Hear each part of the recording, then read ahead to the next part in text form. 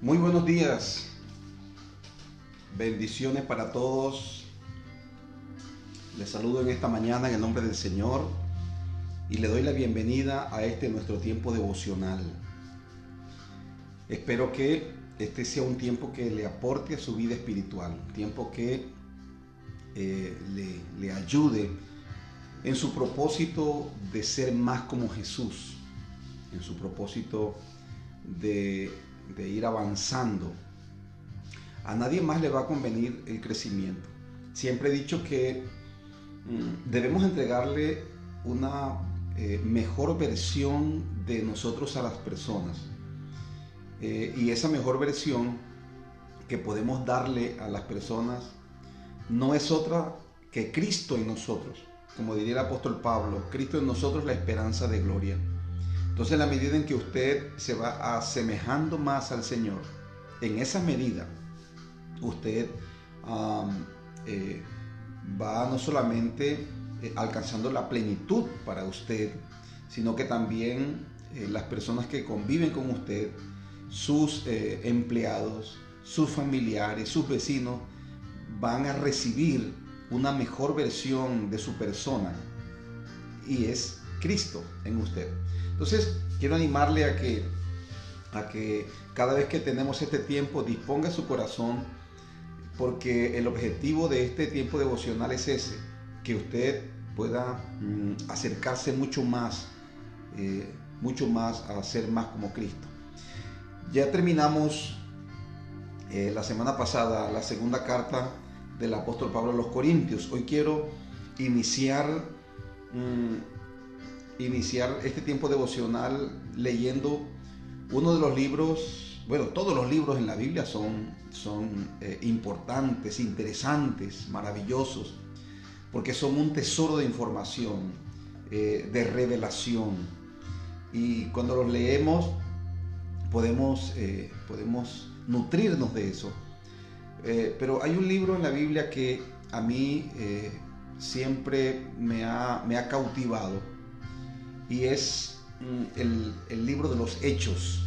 Entonces yo quiero animarle a que en este tiempo devocional comencemos a compartir algunos retos que nos plantea el libro de los Hechos. ¿Por qué el libro de los Hechos? Porque el libro de los Hechos es la historia, o se narra allí la vida de los discípulos después que el Señor Jesús asciende a los cielos. ¿Cómo fue la vida de los primeros creyentes? Esa iglesia que el Señor dejó, esa iglesia de la cual el mismo Dios fue pastor. El mismo Dios, el mismo Hijo de Dios era el líder de esa comunidad, de esa congregación. ¿Cuáles fueron sus vivencias? ¿Cómo experimentaron ellos ese cristianismo? ¿Cuáles eran sus intereses? ¿Cómo era la convivencia entre ellos? ¿Qué era lo que ellos buscaban? ¿A qué le daban prioridad en su vida? ¿Cómo eran sus relaciones? Eso me parece interesante porque en la Biblia nosotros encontramos la visión de Dios, y nuestras vidas tienen que asemejarse a lo que está escrito ahí en la Biblia, y encontramos en el libro de los Hechos una fotografía de lo que es una iglesia ideal. Una iglesia ideal no incluye o no está exenta de errores, de dificultades. Cuando estemos leyendo, usted se va a dar cuenta de todos los errores, de todas las falencias, de todas las limitaciones que tenía la iglesia primitiva. Pero también vamos a ser desafiados por ellos. Esos creyentes, esa primera generación de creyentes, nos va a desafiar, porque debemos hacer o ir haciendo una comparación del cristianismo que ellos vivían, las convicciones, lo radical que eran ellos, sus intereses, cómo eran en sus relaciones, y vamos a hacer un paralelo con la iglesia de hoy, con los creyentes de hoy. Y estoy seguro que habrá muchas cosas que tenemos que corregir. Por eso le invito a que enfrentemos este tiempo con expectativa, pero también con un corazón enseñable, determinados a hacer lo que Dios nos manda, alinear nuestras vidas a la palabra de Dios. Así que quiero animarles sin más que por favor tome su Biblia y vamos a leer el libro de los Hechos. El libro de los Hechos. Vamos a leer del versículo 1 hasta el versículo 5. Solamente vamos a leer esos 5 versículos porque ya en estos versículos el mismo Dios nos desafía a nosotros. El mismo Dios nos desafía. Así que miremos lo que dice la Escritura. Hechos capítulo 1, versículo del 1 al 5, dice: en el primer tratado, oh Teófilo, hablé acerca de las cosas que Jesús comenzó a hacer y enseñar, hasta el día en que fue recibido arriba, después de haber dado mandamiento por el Espíritu Santo a los apóstoles que había escogido, a quienes también, después de haber padecido, se presentó vivo con muchas pruebas indubitables, apareciéndoseles durante 40 días y hablándoles acerca del reino de Dios. Y estando juntos, les mandó que no se fueran de Jerusalén, sino que esperasen la promesa del Padre, la cual les dijo: oísteis de mí, porque Juan ciertamente bautizó con agua, mas vosotros seréis bautizados con el Espíritu Santo dentro de no muchos días. Amén. Déjeme darle de una vez el reto que yo encuentro aquí. Este reto está en las mismas palabras de Jesús. El Señor les dijo: no se vayan de Jerusalén, esperen la promesa, esperen la promesa del Padre. ¿Cuál era la promesa del Padre? El bautismo con el Espíritu Santo. Esa fue la promesa del Padre. Ahora, quiero que mire un poquito acerca de el por qué Dios nos manda semejante cosa. ¿Por qué Dios nos pide que hagamos lo que hagamos? Quiero hablarle un poquito acerca de lo que es la visión de Dios para la iglesia. La visión de Dios para la iglesia, o la visión o la vida de la iglesia, lo que la iglesia es y lo que la iglesia hace, no está fundamentado en una idea de hombres. La visión, escúchame bien, de la iglesia, lo que la iglesia es y aquello a lo que la iglesia debe dedicarse, es decir, los creyentes, usted que me está escuchando allí, lo que usted es y aquello a lo cual usted debe dedicarse, no es una idea de una iglesia local, no es una iglesia de un pastor, no es la idea de un hombre, es la misma idea de Dios. Cuando el apóstol Pablo escribe a los Efesios, él dice: antes de la fundación del mundo, ustedes fueron escogidos en Dios para ser adoptados y para ser santificados, para ser lavados. Entonces mira desde dónde viene la visión de la iglesia. Por eso nadie puede destruir la iglesia. Nadie puede destruirla. Ni la persecución más fuerte, ni las masacres más violentas que puedan levantarse contra la iglesia la pueden destruir. Porque la iglesia es un diseño de Dios. La iglesia es la idea de Dios. Así que antes de la fundación del mundo, Dios tenía una idea. ¿Cuál era la idea? Tener una familia y una familia numerosa que pudiera convivir con Él. Escúcheme, esa es la idea de Dios. Ahora, la Biblia nos presenta la idea de un reino, pero en este reino, estos súbditos, estos habitantes del reino, son personas, son hijos de Dios. Hijos de Dios. Ahora, eso lo vemos desde Génesis, ¿no? Desde Génesis nosotros podemos mirar eso. Luego Dios pasa por la historia, llama a Abraham, y en cada generación Dios siempre se reservó personas con las cuales Él tenía comunión, con las cuales Él convivía. Y el objetivo de Dios era que este conocimiento y esta familiaridad pudiera extenderse a todos los seres humanos. Pero lamentablemente no todos los seres humanos han aceptado ni aceptarán a Dios, y ellos mismos determinarán cuál es su destino eterno, que no es la salvación, que no está estar con Dios, por supuesto. Sin embargo, Dios se ha reservado, Dios en cada generación, en cada periodo de la historia, Dios se hace llamado, se acerca, busca al hombre, y aquellos que responden al llamado de Dios entran en esas promesas. Ahora, Dios visualizó una familia, Dios visualizó una comunidad, Dios visualizó hijos e hijas viviendo en esta tierra. Ahora, la pregunta que debemos hacernos nosotros es, ¿cómo Dios visualizaría a esas personas? ¿Las visualizaría perfectas? ¿Las visualizaría siendo qué clase de personas? ¿Haciendo qué tipo de cosas? Bueno, cuando Jesús comienza a enseñar, comienza a explicar todo esto, ¿cómo es que Dios quiere que sus hijos vivan? ¿Cómo se hace para que una persona pueda llegar a ser un hijo de Dios? Todo eso lo explicó Cristo. Y bueno, con el tiempo podremos también hablar de los evangelios en este tiempo devocional. Pero Dios tenía una visión de una comunidad. Y esa visión que Dios tenía, Dios dio algunas luces en la Biblia. Y hay un versículo bíblico que me parece que resume lo que es la visión de Dios para la iglesia. O sea, cómo Dios visionó a su iglesia, cómo Dios visionó a su pueblo. Y este texto bíblico, anótelo por favor, para que lo lea con más detenimiento en su casa, allí en su tiempo que usted pueda tener. Se encuentra en Joel capítulo 2, versículo 2. Joel capítulo 2, versículo 2 nos habla de esa visión. Es como un resumen en el cual Dios no solamente describe lo que era el ámbito o el panorama o el contexto de la sociedad y del mundo, sino que en medio de ese contexto dice Dios, anuncia Dios que se levanta un pueblo y da unas características de este pueblo.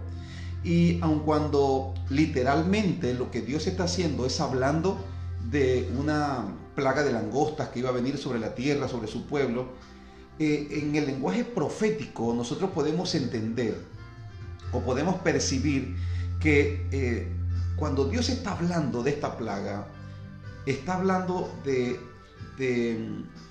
una plaga de langostas, pero está aludiendo a algunas situaciones espirituales. Y bueno, algún día que podamos leer el libro de Joel podemos estudiar eso. Pero quiero invitarle a que escuche Joel capítulo 2, versículo 2. Dice, día de tinieblas y de oscuridad, y día de nube y de sombra. Esas son expresiones que aluden al caos social. Dice, como sobre los montes se extiende el alba, así vendrá un pueblo grande y fuerte, semejante a él no lo hubo jamás, ni después de él lo habrá en año de muchas generaciones. Esa es una pincelada, ese es un destello. Dios viene hablando de un tema, ¿verdad? Y dentro del tema da como un destello así de lo que él se estaba proponiendo, ¿ya? En medio del caos, en medio de las tinieblas, en medio de sombra de muerte, dice la Biblia, como sobre los montes se extiende el alba, es decir, de una manera imponente, porque cuando está amaneciendo el día, esa luz, la luz del alba que va cubriendo la tierra, nadie la hace retroceder. Dice Dios, así como se extiende sobre los montes, sobre la naturaleza, el alba, dice Dios, así vendrá un pueblo. Es decir, que compara a un pueblo con la imponencia, o la imponencia de un pueblo la compara con el alba. ¡Wow! Maravilloso, ¿verdad? Dice, además de este pueblo, que será un pueblo grande y fuerte. Un pueblo, dice textualmente, semejante a él no lo hubo. Es decir, un pueblo que no ha habido antes, ni después de él lo habrá. ¿Qué clase de pueblo es ese? ¿Qué clase de pueblo es ese? No está hablando de un pueblo terrenal, está hablando, bueno, no solamente de un pueblo terrenal, está hablando de su pueblo, de un pueblo espiritual, un pueblo que tiene esas dos naturalezas, la naturaleza espiritual y la naturaleza terrenal. Pero yo puedo percibir, tal vez alguna persona podrá diferir con esto, como dice el apóstol Pablo, no tenemos la costumbre de contender, pero aquí podemos visualizar el tipo de pueblo, el tipo de comunidad que Dios había visualizado de la iglesia. Un pueblo grande y fuerte, Un pueblo es sin igual. Ni antes ni después habrá un pueblo como él. Ese es el pueblo de Dios. Ese es el pueblo de Dios. Entonces, en el libro de los Hechos, nosotros comenzamos a ver cómo este pueblo comienza a desarrollarse, comienza a gestarse. Ya es un pueblo que en el corazón de Dios estuvo siempre. Ahora comienza ese pueblo a manifestarse, comienza a consolidarse en esta tierra. Ese es el pueblo del cual nos habla aquí. Ahora, en los versículos del 1 al 5 de Hechos, se menciona esta comunidad. Dice la Escritura que después que Cristo murió y resucitó, después de resucitar, Él no ascendió a los cielos de una vez, sino que duró, dice la Biblia, 40 días. Después de resucitar, las personas tuvieron la oportunidad de verlo, de tocarlo, de estar con Él y de seguir escuchando su enseñanza, que tenía que ver con el pueblo de Dios, con el reino de Dios. Y estas enseñanzas tenían que ver con eso. Ahora, la gente podía o seguía escuchando a Cristo. Y antes de ascender, dice la Biblia, y estando juntos los discípulos, les mandó. Le dijo, no se vayan de Jerusalén. Ya Él les había dicho, vayan por todas las naciones y hagan discípulos. Me imagino que algunos de ellos estarían temerosos, otros estarían entusiasmados, otros estarían pensando qué tipo de cosas, qué tipo de sacrificios debían hacer para cumplir con este mandamiento. Me imagino yo, ¿no?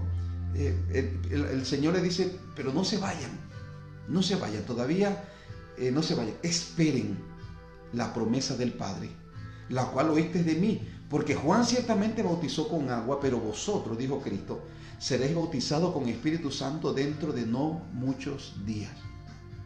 Así que estas palabras me ayudan a mí a ver que la visión de Dios para la iglesia es un pueblo, no solamente un pueblo sin igual, sino un pueblo lleno con el Espíritu Santo. Una comunidad de personas que son bautizadas, sumergidas en el Espíritu Santo. Una comunidad de personas que arden con el fuego del Espíritu Santo. Cuando el apóstol Pablo llega a la ciudad de Éfeso, eso lo vamos a leer más adelante en los próximos devocionales, en Hechos 19, Pablo llega a una comunidad de creyentes, eran 12 personas que se reunían y que tenían muchos años de estar allí reuniéndose. Y lo primero que el apóstol Pablo le preguntó fue, ¿ya recibiste el Espíritu Santo? Y estos hermanos le dijeron, hermano Pablo, ni siquiera hemos escuchado que hay Espíritu Santo. Es decir, que eran creyentes que se habían mantenido, pero no habían sido llenos con el Espíritu Santo. Así que el apóstol le dijo, ¿y entonces en qué se bautizaron? No, nos bautizamos con el bautismo de Juan.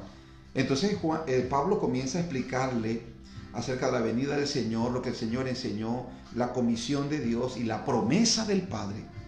Y luego, después de haberle expuesto toda esa enseñanza, esa doctrina, dice la Biblia que Pablo oró por ellos imponiendo sus manos, y dice la Escritura que fueron llenos con el Espíritu Santo y hablaban en nuevas lenguas y profetizaban.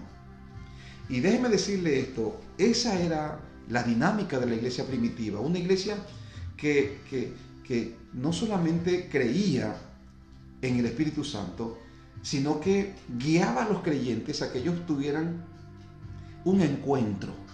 No podían ser un creyente, no puedes ser un creyente si no eres lleno con el Espíritu Santo. No podrás cumplir el propósito de Dios si no eres lleno con el Espíritu Santo. Esa es una conclusión a la cual nosotros sacamos luego de mirar el libro de los Hechos.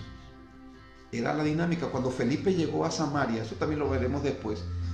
Felipe llegó a Samaria y predicó y muchos creyeron en el Señor y se formó una comunidad allí en Samaria. Luego que los apóstoles escucharon de que Samaria había recibido la palabra del Señor, enviaron a Pedro y a Juan a ese lugar para que oraran por los creyentes y recibieran la llenura con el Espíritu Santo. Cuando Simón el mago, una persona que estaba infiltrada, porque él había sido un mago, pero cuando vio que Felipe oraba por los enfermos y se sanaban, echaba fuera los demonios, ese tipo de obras, de maravillas, lo impactaron a él de tal manera que se unió a los discípulos, se unió a la iglesia pero nada más para observar y mirar ese movimiento de milagros.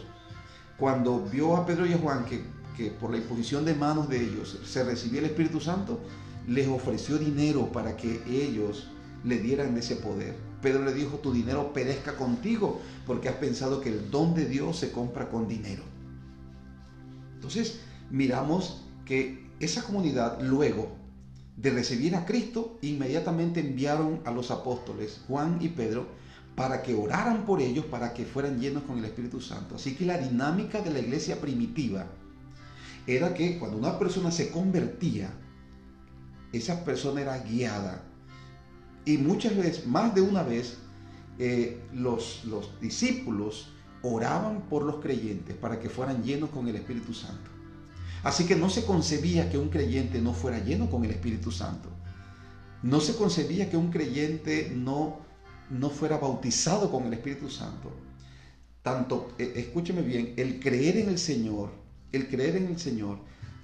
con la misma vehemencia, con la misma convicción con la que las personas se convertían a Dios, con esa misma vehemencia buscaban la llenura con el Espíritu Santo.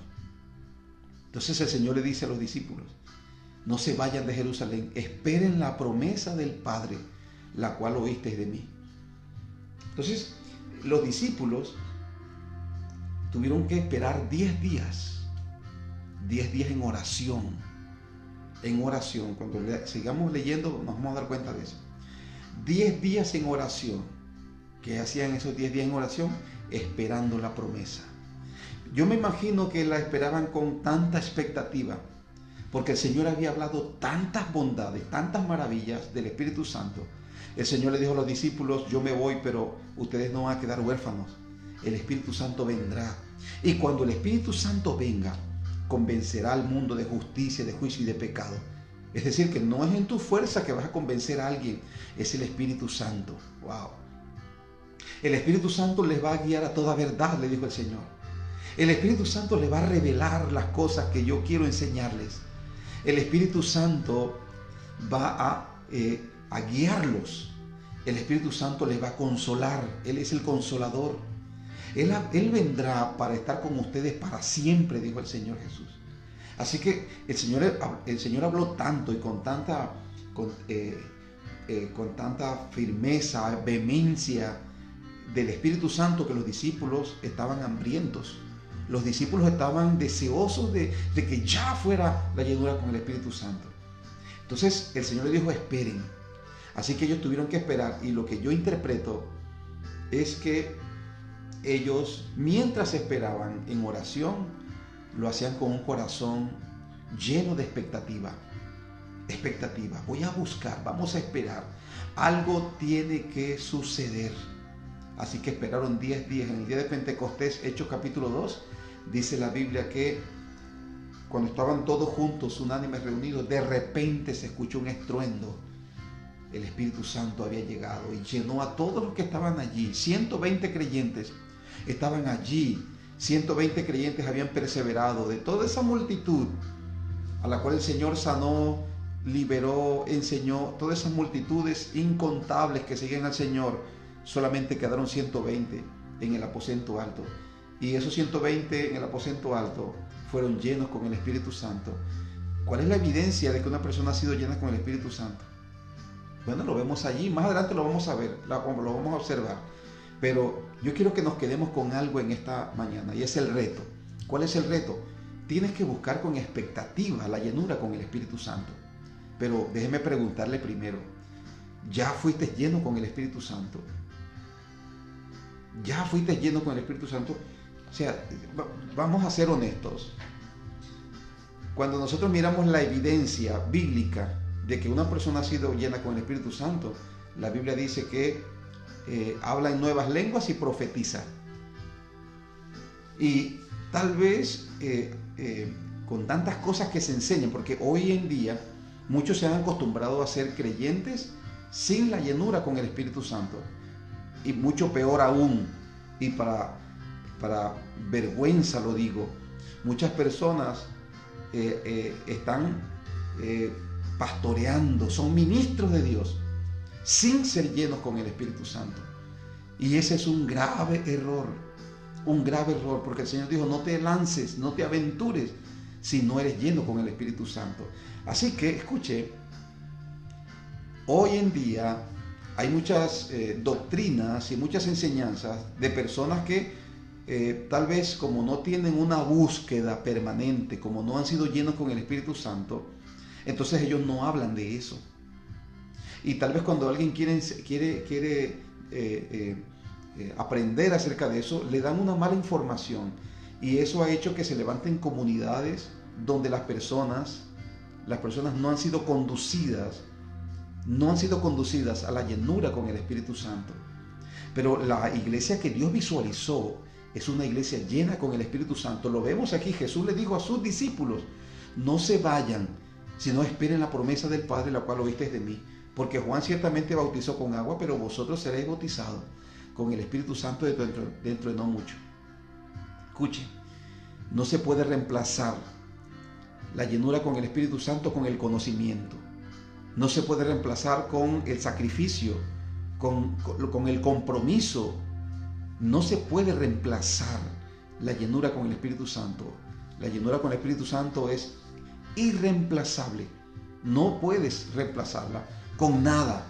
Entonces, quiero animarle en esta mañana a que usted disponga su corazón e inicie un tiempo de búsqueda. Si no ha sido lleno con el Espíritu Santo, dijo Pedro, le dijo a los creyentes que le predicó en Hechos capítulo 2, porque para ustedes la promesa, y para los que están lejos, y para sus hijos, y para todos aquellos a quien el Señor nuestro Dios llamare. Para ustedes la promesa del Padre, para todos los creyentes, pero hay que buscarla con expectativa, con pasión. Yo le animo, mira, cuando yo recibí al Señor a la edad de 17 años, no lo recibí en un culto, sino cuando ya se había terminado el servicio. Y una persona me abordó y me predicó de Cristo, y yo acepté a Cristo. Y él me dijo, ese mismo día que yo acababa de recibir al Señor, me dijo, es posible que ya no nos veamos más. Después me acuerdo que eso le pasó a Felipe, ¿no? A Felipe con el eunuco. Pero me dijo ese hombre, es posible que ya no nos veamos más, pero te voy a recomendar que de aquí en adelante, cada vez que ores, en la mañana y en la noche, vas a orar y le vas a pedir a Dios que te llene con el Espíritu Santo. Ora hasta que suceda. No te voy a explicar qué va a suceder, porque esa experiencia es indescriptible. Pero ora día y noche, siendo un recién convertido. Y yo comencé a orar porque yo creí eso con todo mi corazón. Claro, yo me había convertido a Dios. Y es importante hablar de eso porque hay personas que tal vez no se han convertido a Dios, no se han apartado de sus pecados y quieren ser llenos con el Espíritu Santo. No va a pasar. Porque lo primero que hay que hacer, eso lo vamos a explicar el día de mañana, lo primero que hay que hacer para que una persona sea llena con el Espíritu Santo es que esa persona sea convertida. Es decir, se arrepienta de sus pecados, se aparte de ellos y comience a vivir para Dios. Y cuando ya tú te arrepientes de tus pecados, entonces la sangre de Jesucristo te limpia todos tus pecados. Porque Dios es santo y Dios no va a convivir con el pecado. Tú no puedes, por un lado, ser un esclavo del pecado y por otro lado ser un esclavo de Jesucristo. No puedes. O eres esclavo del pecado o eres esclavo de Cristo. Si eres esclavo del pecado, estás libre de Cristo. Es decir, Cristo no está en tu vida. Y si eres esclavo de Cristo, el pecado no estará en tu vida. Porque nadie puede servir a dos señores, pero es una decisión que cada uno de nosotros tomamos. Ahora, escuche esto. Nosotros, los hijos de Dios,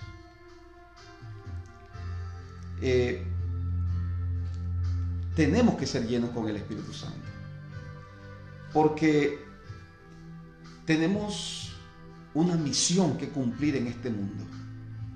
Y esta misión no se puede cumplir si no estás lleno con el Espíritu Santo. Así que el reto que Dios nos plantea en este día es que busquemos con expectativa la promesa del Padre. Tal vez usted dice, pastor, yo quiero ser lleno con el Espíritu Santo, te animo a que hagas 2 cosas.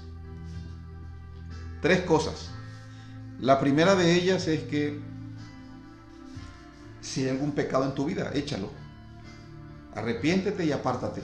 La Biblia dice que el que encubre sus pecados no prosperará, pero el que los confiesa y se aparta alcanzará misericordia. Número 1, conversión a Dios. Número 2, una firme determinación de vivir para Dios. Voy a vivir para Dios. Ya no voy a vivir para mí ni voy a vivir para el mundo. Vivir para Dios significa, escúchame bien, rendirse para hacer su voluntad. Mientras tú vives tu vida en tu hogar, en tus estudios, en tu trabajo, tú estás administrando las cosas a la manera de Dios. Te rindes para servirle a Dios. Ya no hay excusas para no servir a Dios. Ya no hay excusas para no adorar a Dios. Ahora Dios es la prioridad. Esa es una decisión que debemos tomar. Y número 3, en su oración, usted busque a Dios y dígale: Padre, lléname con el Espíritu Santo. Y hágalo con insistencia, porque el Señor dijo: si usted y yo, siendo malos, sabemos dar buenas cosas a nuestros hijos cuando nos las piden, ¿cuánto más el Padre dará el Espíritu Santo a aquellos que lo pidan? Entonces vamos a hacerlo, vamos a orar con expectativa. Vamos a orar hasta que suceda. Yo te animo a eso. La palabra de Dios nos reta a nosotros a buscar con expectativa la promesa del Padre hasta que suceda. Escúchame bien. Muchas personas temen perder sus vidas, perder sus deleites en el mundo. Pero luego que eres lleno con el Espíritu Santo, esos deleites en el mundo, esas cosas en las cuales desperdiciabas tu vida y que eran tu deleite, que te daban placer, las vas a ver muy diferente, porque ahora el gozo y la alegría, la plenitud que Dios te da va a ser mucho mayor, mucho mayor. Eso lo hemos experimentado todos aquellos que nos hemos convertido a Dios, que hemos tomado la decisión para vivir para Dios y hemos sido llenos con el Espíritu Santo. Así que quiero animarle y quiero orar. Si usted está dispuesto a aceptar este reto, comience desde hoy a orar. Comience desde hoy a apartarse del pecado y de la maldad. Y comience, escúcheme bien, a vivir para Dios. Cuando Dios vea esto, wow, dice, este necesita realmente la llenura. Este sí la quiere de verdad. Entonces ahí vas a tener tu experiencia que va a transformar tu vida. Alguien me dijo: pastor, esto me lo dijo después que había recibido la llenura con el Espíritu Santo. Me dijo: yo no sé cómo era creyente yo. No sé cómo era creyente antes de ser lleno con el Espíritu Santo.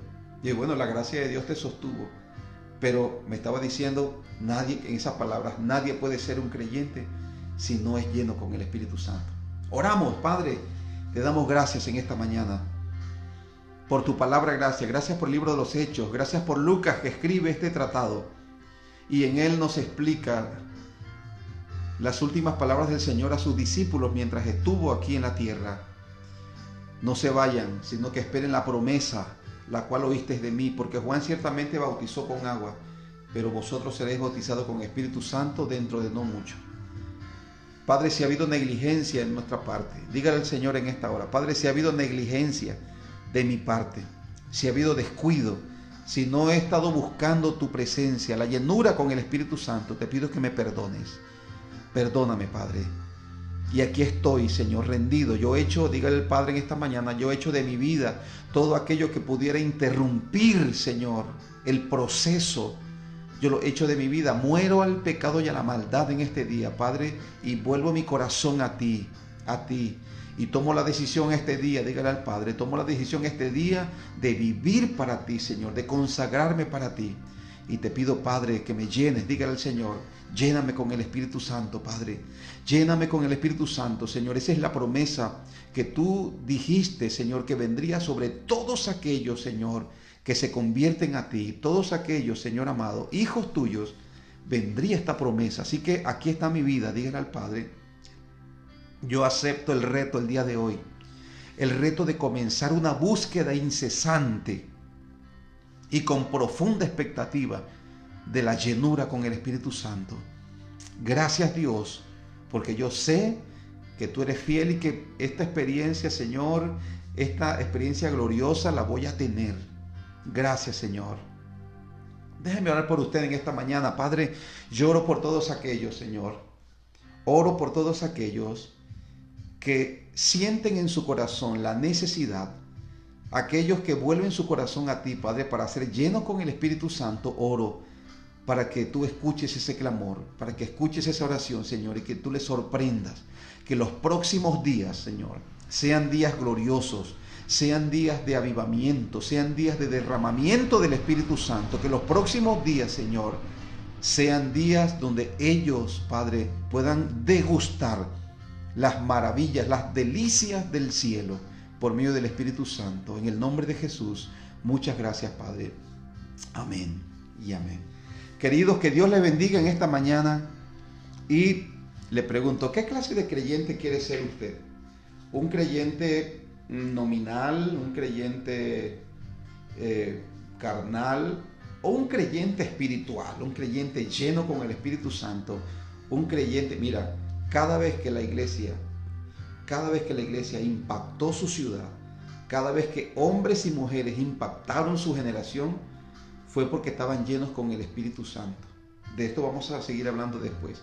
Pero por el día de hoy, usted disponga su corazón para buscar con expectativa la promesa del Padre. Que Dios le bendiga.